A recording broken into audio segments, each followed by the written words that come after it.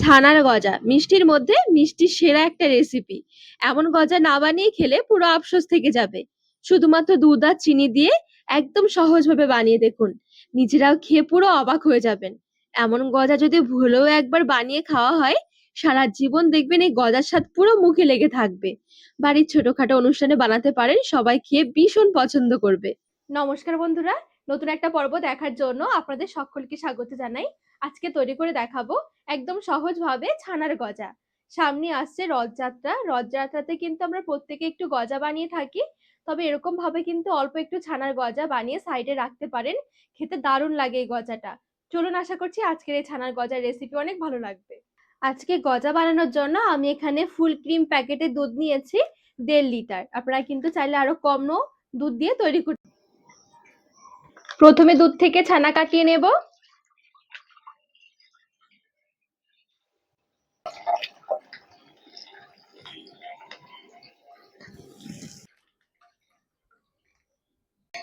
দুধ নেড়ে ছেড়ে এবারে শুধু একটু গরম করে নেব।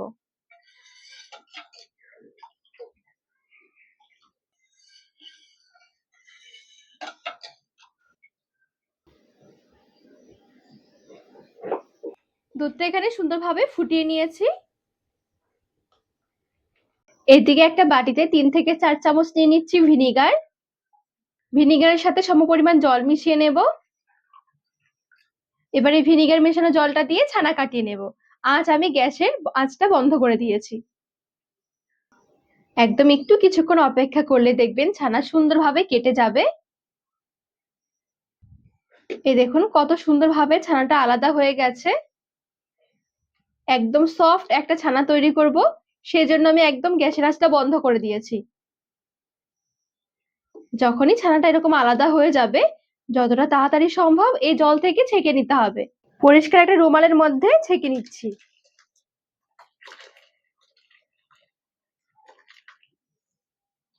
যেহেতু ভিনিগার দিয়ে ছানা কাটিয়েছি, একটু ধুয়ে নিতে হবে, তাহলে আর ভিনিগারের গন্ধও থাকবে না, টক ভাবটাও থাকবে না।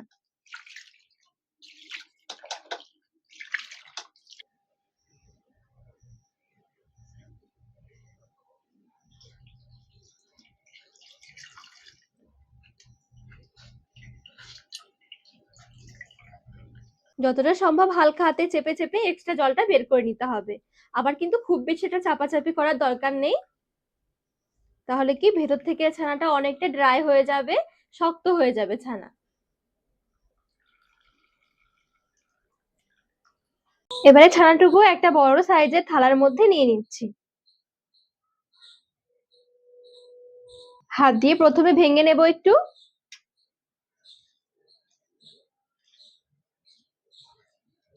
চা চামচ মেপে নিয়ে নিচ্ছি 2 চামচ কর্নফ্লাওয়ার। এখানে কর্নফ্লাওয়ারের পরিবর্তে ময়দাও নিতে পারেন। সামান্য 2 চিমটি মতো নিয়েছি বেকিং পাউডার। সুন্দর করে কর্নফ্লাওয়ার আর এই বেকিং পাউডার ছানার মধ্যে ভালো করে মিশিয়ে নেব।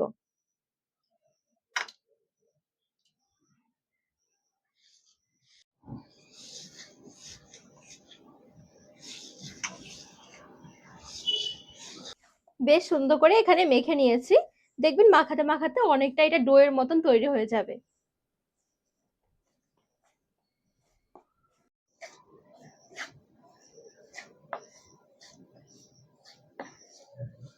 এই দেখুন সুন্দর কিন্তু এখানে ডো তৈরি হয়ে গেছে। এবারে এখান থেকে অল্প অল্প করে নিয়ে আমি গজাগুলো তৈরি করে নেব। খুব বেশি একটা বড় করব না, তাহলে আবার বানাতে সময় লাগবে, মানে গজাগুলো হতে সময় লাগবে। তো অল্প একটু নিয়ে নিয়েছি। 2 হাতের মধ্যে নিয়ে প্রথমে একটু গোল করে নেব।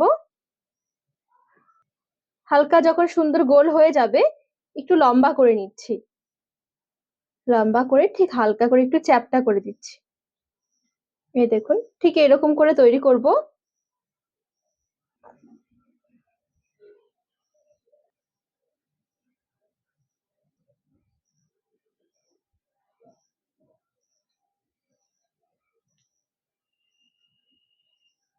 তো বাকি গজাগুলো ঠিক আমি এভাবে করে বানিয়ে নিচ্ছি।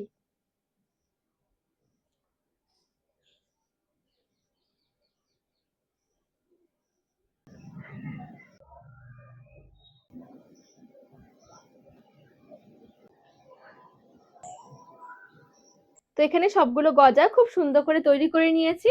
1.5 লিটার দুধে কিন্তু অনেকগুলো গজাই তৈরি করতে পারবেন। আর এখন যেরকম সাইজে রয়েছে এগুলো কিন্তু পরে আরো ফুলে ডবল হয়ে যাবে। গ্যাস ধরিয়ে এদিকে একটা কড়াই বসিয়ে দিয়েছি। প্রথমে কড়াইয়ে 1/2 কাপ নিয়ে নিচ্ছি চিনি। এই চিনির ক্যারামেল তৈরি করে নেব।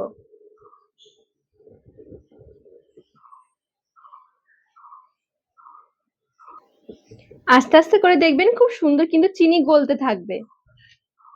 ক্যারামেলটা বানানোর সময় কিন্তু আঁচটা আবার অনেক বেশি বাড়িয়ে দেওয়া যাবে না, তাহলে কি পুড়ে যাবে, তেতো লাগবে খেতে। দেখুন সম্পূর্ণ চিনিটা কিন্তু গলে গেছে। এবারে জাস্ট একটু নেড়ে ছেড়ে নিচ্ছি হালকা একটা লালচে কালার আসা পর্যন্ত।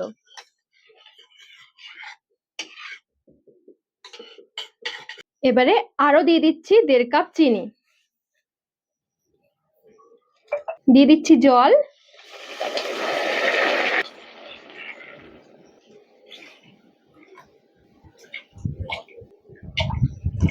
এখানে আমি 6 কাপ জল দিয়েছি। এবারে জলটা একটু ফুটে ওঠা পর্যন্ত অপেক্ষা করব। ক্যারামেলটা করার জন্য খুব সুন্দর একটা গজার মধ্যে লালচে কালার আসবে, সেই জন্য ক্যারামেলটা বানিয়েছি। এখানে দেখুন খুব সুন্দর কিন্তু টকবক করে ফুটতে শুরু করেছে। চিনিও কিন্তু ভালোভাবে গরম হয়ে গেছে। এদিকে যে আমি গজাগুলো বানিয়ে রেখেছি এখান থেকে এক এক করে নিয়ে ফুটন্ত রসের মধ্যে ছেড়ে দিচ্ছি।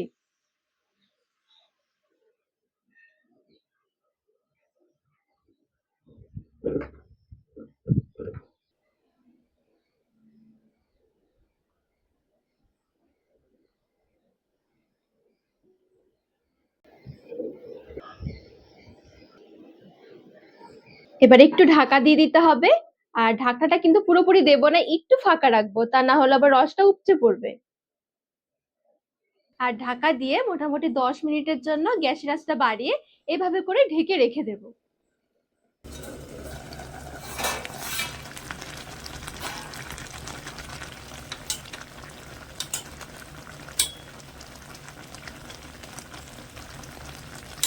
আর এখানে ফ্লেভারের জন্য কয়েকটা এলাচ মুখ ফাটিয়ে দিয়ে দিচ্ছি। আবারও 10 মিনিটের জন্য ঢেকে রেখে দেব, তবে এবারে গ্যাসের আঁচটা একটু হালকা করে রাখবো।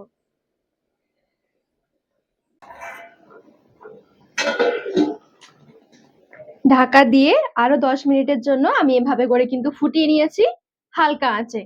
দেখুন এখন কিন্তু রসটাও অনেকটা বেশ ঘন হয়ে গেছে।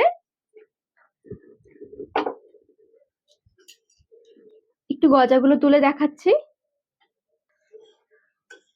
এই দেখুন।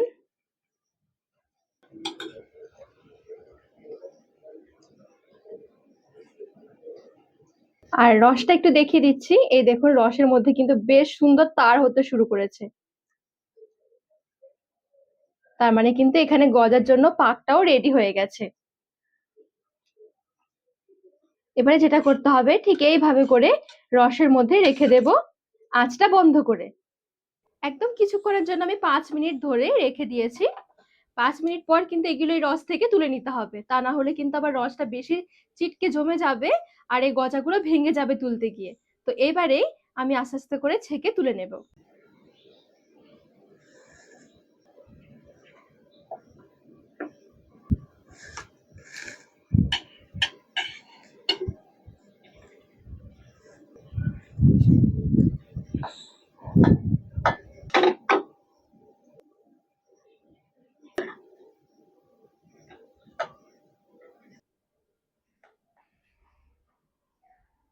তো সবগুলো গজা সুন্দর এখানে কিন্তু আমি তুলে নিয়েছি, এই দেখুন। ঠান্ডা হয়ে গেলে গজাগুলো এবারে সাজিয়ে নিচ্ছি। আর যখন দেখবেন একটু ঠান্ডা হয়ে যাবে তখন সুন্দর গাটা শুকিয়ে যাবে আর এরকম চিপচিপে হয়ে থাকবে না।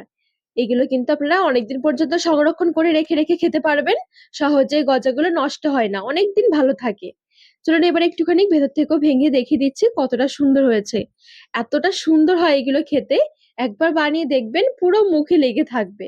তো বন্ধুরা আজকে এই গজার রেসিপি আপনাদের কেমন লেগেছে অবশ্যই কমেন্ট করে জানাবেন। আর রেসিপি ভালো লাগলে চ্যানেলটিকে সাবস্ক্রাইব করে পাশে থাকার অনুরোধ রইল।